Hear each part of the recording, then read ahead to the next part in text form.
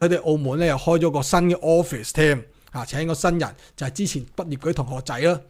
咁但係咧做下咧，佢發現請唔到人，原來冇其他香港人咧識做呢啲嘢嘅。咁所以咧佢就搞咗個極速 course，佢啲學生咧得43% 係有金融服務業嘅經驗嘅啫。咁但係經佢手咧93% 都一 take pass。如果你都想拎翻人生嘅主導權咧，你就要聽下佢哋嗰個免費講座啦。咩係 CMA？攞到牌點樣提升你嘅競爭力？前景又如何呢？有冇得做㗎？